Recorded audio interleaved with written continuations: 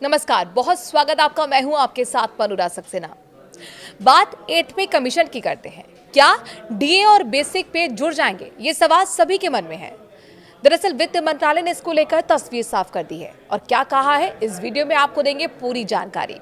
प्रधानमंत्री नरेंद्र मोदी के नेतृत्व वाली केंद्र सरकार 8वें वेतन आयोग को लागू करने के लिए लगातार कदम आगे बढ़ा रही है। इस बीच सरकार ने संसद के शीतकालीन सत्र के दौरान उन सवालों का जवाब देते हुए तस्वीर साफ की, जिसमें कहा जा रहा था कि केंद्र 8वें वेतन आयोग के तहत ही महंगाई भत्ता और महंगाई राहत में बढ़ोतरी नहीं करेगी और इन्हें मूल वेतन में ही मर्ज कर दिया जाएगा।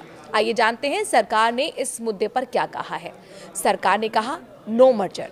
लोकसभा में सोमवार को इस सवाल पर सरकार की ओर से जवाब देते हुए वित्त राज्य मंत्री पंकज चौधरी ने साफ कर दिया है कि केंद्र सरकार के पास 8 पे कमीशन के तहत केंद्रीय कर्मियों के महंगाई भत्ते को मूल वेतन के साथ मर्ज करने से संबंधित किसी भी तरह का कोई प्रस्ताव विचाराधीन नहीं है।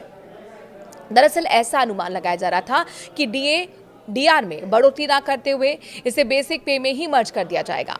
इससे पहले भी सरकार की ओर से सोशल मीडिया प्लेटफॉर्म ट्विटर पर इस तरह के अनुमानों को सिरे से खारिज किया जा चुका था।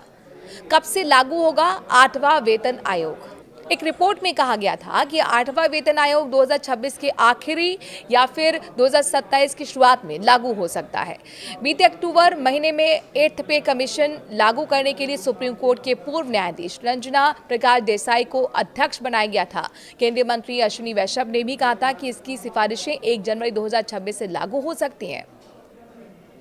1 करोड़ से ज्यादा को फायदा होगा और कितनी बढ़ेगी सैलरी, चलिए बताते हैं। दरअसल 8th पे कमीशन लागू होने के बाद देश के करीब 50 लाख से ज्यादा केंद्रीय कर्मचारियों और 69 लाख पेंशनर्स को फायदा होगा। अगर सैलरी में अनुमानित बढ़ोतरी के बारे में रिपोर्ट्स आई, उनकी बात करें, उन पर नजर डालें तो कर्मचारियों की बेसिक सैलरी में 30% से ज्यादा की बढ़ोतरी हो सकती है। नए पे कमीशन के तहत न्यूनतम बेसिक वेतन 18,000 रुपए से बढ़कर लगभग 30,000 रुपए हो सकता है। और अपने दर्शकों को बता दें कि फिटमेंट फैक्टर करीब 1.8 रहने का अनुमान है, जिससे कर्मचारी को 13% का फायदा होगा। बीते दिनों ब्रोकर्स फर्म एम्प्टिस कैपिटल की रिपोर्ट में दावा किया गया था कि इससे वेतन और पेंशन में 30 से 34% की बढ़ोतरी हो सकती है।